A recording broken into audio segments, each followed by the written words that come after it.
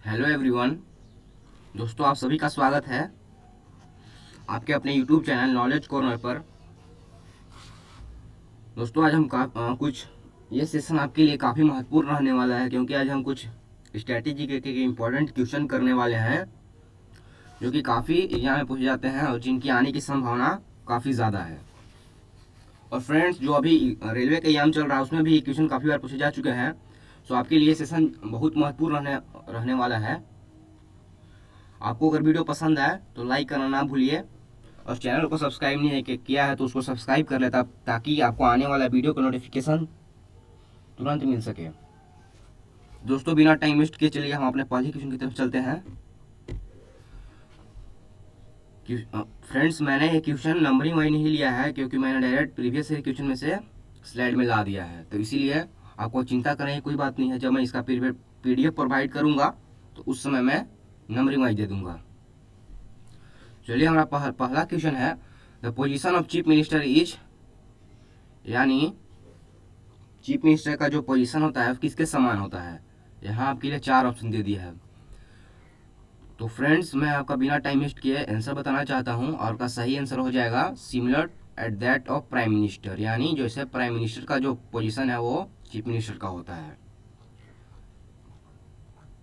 चलिए, हमारा अगला क्वेश्चन है, what is the minimum age for appointment of governor, यानी गवर्नर बनने के लिए आपको मिनिमम कितना एज होना चाहिए, ये पूछा गया है। तो दोस्तों, आपको याद रख लेना है, गवर्नर अपॉइंट होने के लिए मिनिमम 35 ईयर्स चाहिए, 35। चलिए, हमारा अगला क्वेश्चन है, who among the following administrators the oath of office of governor, यानी गवर्नर की शपथ में गवर्नर को शपथ कौन दिलाता है। तो दोस्तों, यहाँ पे आपका सही आंसर हो जाएगा ऑप्शन नंबर बी, प्रेसिडेंट। याद रख लीजिएगा। चलिए अगले क्वेश्चन की तरफ। अगला क्वेश्चन है हमारा, who is the constitutional executive head of the state, यानी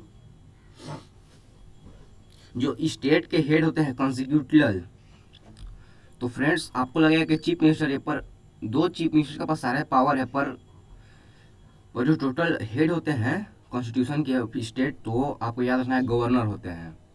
भले ही पावर सारा चीफ मिनिस्टर के पास हो, लेकिन जो एग्जीक्यूटिव हेड होंगे वो गवर्नर होंगे, और ये सेंट्रल में भी यही काम करता है। 2 प्राइम मिनिस्टर सबसे ज़्यादा पावरफुल है, उनके पास ज़्यादा पावर है, पर जो एग्जीक्यूटिव हेड हैं वो हमारे प्रेसिडेंट ही होते हैं। तो ये आपको याद रख लेना है, कंफ्यूज नहीं होना है दोस्तों।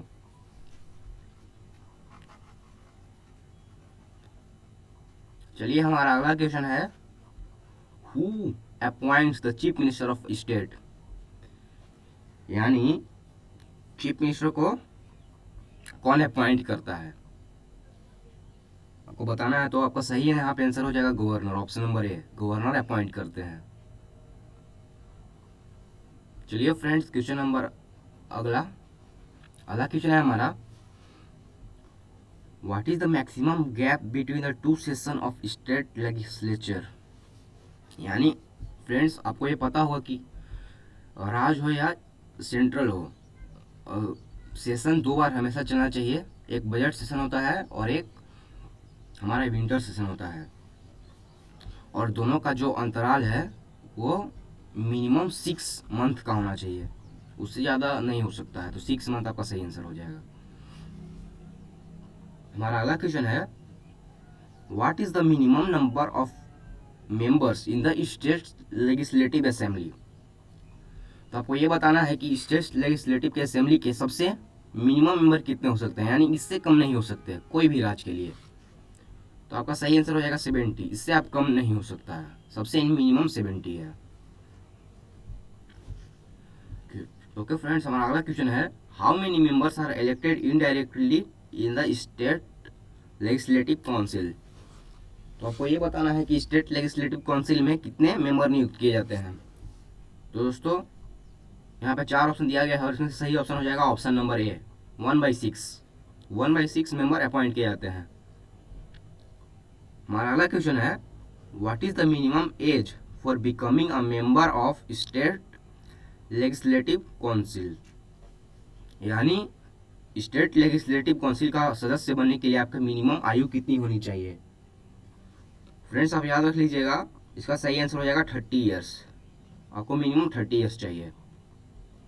हमारा अगला क्वेश्चन है 59 number, members of legislative council submits इस रेजिग्नेशन टू।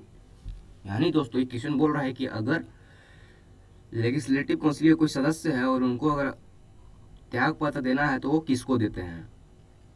तो यहाँ पे सही आंसर आपका हो जाएगा चेयरमैन। वो चेयरमैन को अपना त्याग पत्र देते हैं। ये दोस्तों हमारा अगला क्वेश्चन है, which city did India's first E court has opened.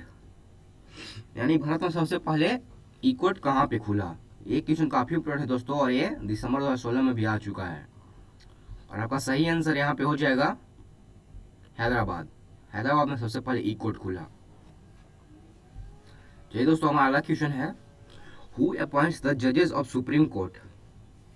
यानी जो सुप्रीम कोर्ट के जजेस होते हैं उनको कौन अपॉइंट करता है? तो फ्रेंड्स आपका यहाँ पर सही आंसर हो जाएगा प्रेसिडेंट।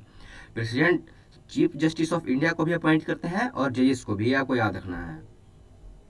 चलिए हमारा अगला क्वेश्चन है, where is the seat of supreme court located. यानी सुप्रीम कोर्ट कहाँ पे स्थित है? तो ये तो सबको पता है कि दिल्ली में है, तो आपका सही आंसर दिल्ली हो जाएगा। चलिए दोस्तों हमारा अगला क्वेश्चन है, who was the first chief justice of India. यानी भारत के सबसे पहले चीफ जस्टिस कौन थे? तो आपको यहाँ पे याद रख लेना है, ऑप्शन नंबर ए आपका सही हो जाएगा, एच.जे. कानिया। एच.जे. कानिया हमारे सबसे पहले चीफ जस्टिस थे। ओके फ्रेंड्स, नेक्स्ट क्वेश्चन है हमारा, who was the first chief election commissioner of India. यानी भारत के सबसे पहले चीफ इलेक्शन कमिश्नर कौन थे? काफी बड़े क्वेश्चन दोस्तों, ये दिसंबर 2012 में पूछा जा चुका है रेलवे के एग्जाम में। तो इसका आपका सही आंसर हो जाएगा option D, mister Sukumar Sen. I hope friends आपको ये सेशन अच्छा लग रहा होगा। चलिए एक स्लाइड और बचा है, उसे भी हम जल्दी से जल्दी खत्म कर लेते हैं ताकि आपका ज़्यादा टाइम वेस्ट नहीं हो। तो फ्रेंड्स हमारा अगला क्वेश्चन है, in which of the following Indian state did the game polo originated. यानी पोलो एक तरह का गेम है दोस्तों। तो ये सबसे पहले आपको यहाँ ये बताना है कि ये सबसे पहले कौन सा भारतीय राज्य में शुरुआत हुआ। तो ये काफ़ी इंपॉर्टेंट क्वेश्चन है और हमको लगता है ये काफ़ी कम बच्चों को इसका आंसर पता होगा। लेकिन दोस्तों आपके नॉलेज के लिए मैं बता दूं कि ये क्वेश्चन बहुत बार पूछे जा चुके हैं और इस पर आपको विशेष ध्यान देना है और इसको आपको याद कर लेना है। और इसका आपका सही आंसर हो जाएगा मणिपुर। मणिपुर में सबसे पहले स्टार्ट हुआ था दोस्तों, याद रख लीजिएगा। चलिए हमारा अगला क्वेश्चन है, the Indian football team made its first appearance at Olympic in which year. यानी हमारा जो इंडियन फुटबॉल टीम है वो उसने ओलंपिक में सबसे पहले कब भाग लिया? तो दोस्तों आपका इसका सही आंसर हो जाएगा, मैं आपके लिए इसको कुछ टाइम देता हूँ, वीडियो पॉज करके आप इसको कर लेना। और दोस्तों आपका इसका सही आंसर हो जाएगा 1948, याद रख लीजिएगा, ऑप्शन नंबर डी। सर कहाँ गया? ऑप्शन नंबर डी दोस्तों। नेक्स्ट क्वेश्चन है हमारा, how many players are there on each side in the game of basketball. यानी हमको ये बताना है कि बास्केटबॉल में हर तरफ कितने प्लेयर होते हैं टोटल। दोस्तों आपको याद रखना है, बास्केटबॉल में 5 प्लेयर होते हैं दोनों तरफ से, यानी टोटल 10 प्लेयर होते हैं और एक सब्स्टिट्यूट में होता है। चलिए दोस्तों हमारा अगला क्वेश्चन है, the term of office of an UN secretary general. आपको यहाँ पे ये बताना है कि जो यूएन के सेक्रेटरी जनरल होते हैं उनका कितना साल का कार्यकाल होता है। तो फ्रेंड्स यहाँ पे आपका ऑप्शन नंबर सी सही हो जाएगा, 5 ईयर्स। 5 ईयर्स का उनका कार्यकाल होता है। अगला क्वेश्चन है हमारा, the secretary council of UN consist of 5 members and the remaining of 10 members are elected by the general assembly for term of. दोस्तों आपको पता होगा कि यूएन में 5 अस्थायी सदस्य हैं, उनमें से हैं यूएस, यूके, फ्रांस, चाइना और रसिया। और दोस्तों 10 नॉन परमानेंट मेंबर हैं जो कि हमेशा 2 साल में नियुक्त किए जाते हैं नए नए। दोस्तों आप सभी को पता होगा कि अभी भारत 2022 तक के लिए इसका सदस्य बन गया है नॉन परमानेंट मेंबर। चलिए अगला क्वेश्चन है हमारा, the headquarter of SAARC is located in. दोस्तों आपका सार्क का पहला फुल फॉर्म भी बहुत इंपॉर्टेंट था, आपको याद रखना है। इसका फुल फॉर्म होगा south Asian association for regional corporation. ये जितने भी साउथ एशिया के कंट्री है उसका एक सदस्य है। इसमें टोटल 7 से 8 कंट्री हैं। जो भारत के जो नेबरिंग कंट्रीज है दोस्तों, वही इसका परमानेंट उसको वही इसका सदस्य है। और इसका हेडक्वार्टर की बात की जाए तो इसका हेडक्वार्टर काठमांडू में स्थित है, आपको सही याद रख लेना है। दोस्तों अगला क्वेश्चन है हमारा, headquarter of UNO is located at. ये काफ़ी इजी क्वेश्चन है, आप सब इसको जानते होंगे, लेकिन फिर भी इंपॉर्टेंट क्वेश्चन दोस्तों, क्योंकि ये दिसंबर में पूछा जा चुका है, दिसंबर 2015 में। तो आपको याद रखना है न्यूयॉर्क आपका सही आंसर हो जाएगा। चलिए दोस्तों हमारा अगला क्वेश्चन है, India became a member of United nation in. यानी भारत यूनाइटेड नेशन का मेंबर कब बना। दोस्तों आपका इसका सही आंसर हो जाएगा 1945 में। 1945 इज योर राइट आंसर। अगला क्वेश्चन है हमारा, headquarter of UNESCO is situated in. तो ये आपको बताना है कि दोस्तों यूनेस्को का जो हेडक्वार्टर है वो कहाँ पे है। दोस्तों आपका इसका सही आंसर हो जाएगा पेरिस। पेरिस फ्रांस की राजधानी है, पेरिस में इसका हेडक्वार्टर है। फ्रेंड्स हमारा अगला क्वेश्चन है, the headquarter of the world trade organisation is in dash city. यानी WTO वर्ल्ड ट्रेड ऑर्गेनाइजेशन किस शहर में है, उसका हेडक्वार्टर किस शहर में है। तो फ्रेंड्स आपको याद रखना है जेनेवा। जेनेवा स्विट्जरलैंड का एक शहर है, वहीं पे इसका हेडक्वार्टर लोकेटेड है। वर्ल्ड ट्रेड ऑर्गेनाइजेशन का फंक्शन पूरी दुनिया भर में ट्रेड को देखना रहता है फ्रेंड्स, और ये UN का एक पार्ट है। अगला क्वेश्चन है हमारा, the headquarter of the world bank is situated in. World bank का हेडक्वार्टर कहाँ है। फ्रेंड्स इसका सही आंसर हो जाएगा वाशिंगटन। वाशिंगटन आपकी USA की राजधानी है, वहीं पे इसका हेडक्वार्टर स्थित है।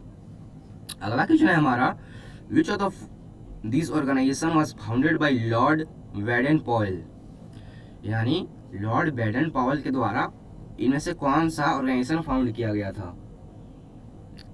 तो फ्रेंड्स आपको याद रखना है बॉय स्कॉट्स एक प्रकार का ऑर्गेनाइजेशन है, ये फाउंड किया गया था लॉर्ड बैडन पावेल के द्वारा।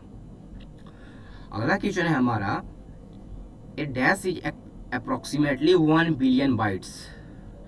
1 बिलियन बाइट्स इक्वल टू कितना, ये ऑप्शन में से कितना होगा।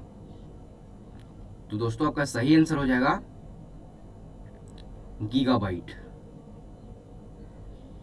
1 गीगाबाइट में 1 मिलियन बाइट्स होते हैं दोस्तों, याद रखना है, ये नहीं होगा। अगला क्वेश्चन है हमारा, the software named SeaMonkey is used in the computer to. Friends एक प्रकार का सॉफ्टवेयर होता है जिसका नाम है सी मंकी, तो उसे कंप्यूटर में किस लिए यूज किया जाता है। पहले मैं अपना ये सब इरेज कर लेता हूँ ताकि आपको परेशानी नहीं हो दोस्तों। चलिए दोस्तों,